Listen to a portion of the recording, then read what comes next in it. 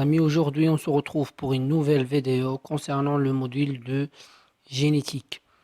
Donc aujourd'hui on va s'intéresser à la génétique des haploïdes et on va on va faire des exercices concernant la génétique des haploïdes. Et on commence à la notre TD. On va faire trois exercices. L'exercice numéro 1 est le suivant. Le croisement d'une souche arginine de Neurospora exigeant de l'arginine pour sa croissance avec une souche sauvage a donné les tétrades suivants. Les tétrades 1, 2, 3, 4, 5 et 6. Indiquer la première question. Il nous a donné que indiquer par des schémas le mode de formation de ces différents tétrades.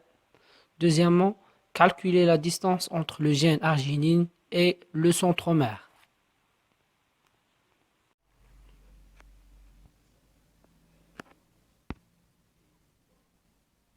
Et donc, premièrement, on a dit que il y a un croisement entre une souche arginine de Neurospora avec une souche sauvage. Premièrement, il faut savoir que Neurospora, il appartient à les organismes haplobiontiques. Qu'est-ce que ça veut dire les organismes haplobiontiques? Ça veut dire que ce sont des organismes qui ont la phase diploïde est une phase très réduite. Elle est réduite au minimum, tandis que la phase haploïde, c'est la phase dominante.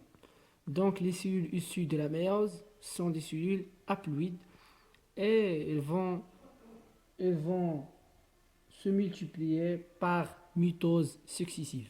Elles vont donner après des tétrades et par un autre mitose, elles vont donner ensuite un ascospore, un ascavite avec 8 spores. Et donc la première question nous a dit que indiquer par des schémas le mode de formation de ces différentes tétrades. Les tétrades 1, 2, 3, 4, 5 et 6. Premièrement, le matériel étudié ou bien utilisé, c'est Neurospora, qui est un organisme haploïde. Le croisement, on a dit qu'on a croisé une souche qui exige l'arginine pour sa croissance avec une souche sauvage. La formation du zygote qui est 2N. Ensuite, cette phase-là, la phase de la formation du zygote qui est une phase diploïde, est une phase très courte. Après, il y a mitose. Il y a une mitose qui va ensuite donner arginine, et plus arginine, plus. Ça, c'est un tétrade. Contient 4 spores. 4 spores. Tétra, ça veut dire 4 spores. Ça, c'est un tétrade pré-réduite. Qu'est-ce que ça veut dire un tétrade pré-réduite? Qu'est-ce que ça veut dire un tétrade post-réduite? Un tétrade pré-réduite, c'est un tétrade qui n'a pas de recombinaison, qui est le même qu'un tétrade parental. Tandis que le tétrade post-réduit, ou bien un asque post-réduit, est un asque ou bien est un tétrade qui est issu par recombinaison. Ça veut dire qu'il y a un crossing over dans ce tétrade-là ou bien dans ce ascospore-là. Et donc, pour le premier tétrade, celui-là, arginine, plus, c'est un tétrade pré-réduit. Tout simplement, c'est ça le schéma de la formation de ce tétrade. Arginine, plus, ça c'est le centromère. Ce petit rond-là, il indique le centromère. Donc arginine, plus, c'est 124. On a trouvé 124 tétrades de cette forme-là. 124 tétrades de cette forme-là. Pour les tétrades post-réduits, on a dit qu'un tétrade post-réduit, ou bien un asque post-réduit, est un tétrade ou bien est un asque qui est issu d'une recombinaison. Qu'est-ce que ça veut dire issu d'une recombinaison? Ça veut dire qu'il y a un crossing over au sein de ce tétrade-là. Comme le suivant, pour obtenir, par exemple ici on a centromère ici, la forme parentale arginine. Et donc, pour la formation des tétrades post-réduits, on a dit que ce sont des tétrades issus d'une recombinaison. Ça veut dire qu'il y a un crossing over au sein de ces tétrades. Pour la formation de ces tétrades, il y a obligatoirement un crossing over ou plus. Donc, dans ce cas-là, ça c'est un tétrade pré-réduit. L'arginine plus, c'est le même que celui-là. Ça c'est un tétrade pré-réduit. Et donc, il y a ici un crossing over entre le centromère et arginine plus. Et on obtient l'arginine. On obtient, plus se translocalise ici. Donc, il y aura plus arginine plus, arginine plus. Il y a une translocation entre ici et ici. Ce plus là, elle va aller à cette position là, et cette arginine là, elle va se déplacer ici. Donc on obtiendra l'arginine, on obtiendra plus arginine plus, arginine plus. Et c'est là, c'est la forme. On a trouvé 9 tétrades sous cette forme-là. 9 tétrades sous cette forme-là, plus arginine plus. Un autre exemple, un tétrade parental, arginine plus. Il y a un crossing over entre ici et ici.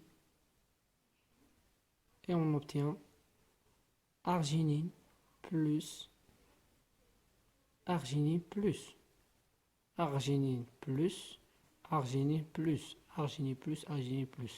On a trouvé 13 tétrades sous cette forme. Arginine plus.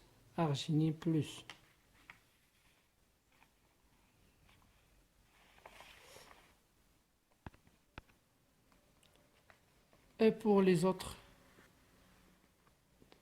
tétrades, je vous laisse vous-même faire les autres. Pour celui-là, pour ce deuxième type de tétrade, le tétrade numéro 2, il va y avoir une combinaison entre celui-là et celui-là. Il va y avoir un crossing over comme ça.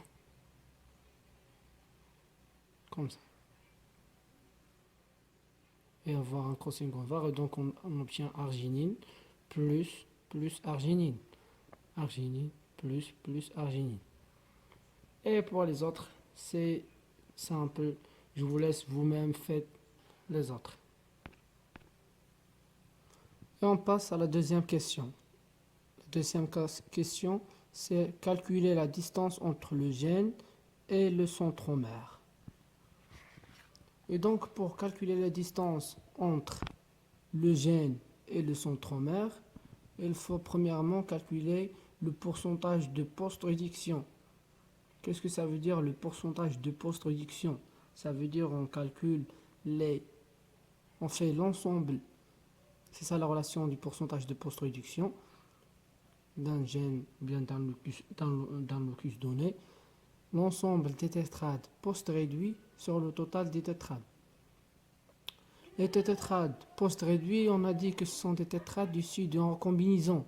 Bien ici, il y a un crossing over au sein de ces tétrades. Tétrades post-réduits, quels sont les tétrades post-réduits ici, dans notre cas, dans notre exercice? Ça, c'est un tétrade pré-réduit, arginine plus. Et ça, c'est un tétrade pré-réduit, plus arginine. Il n'y a pas de crossing over ici.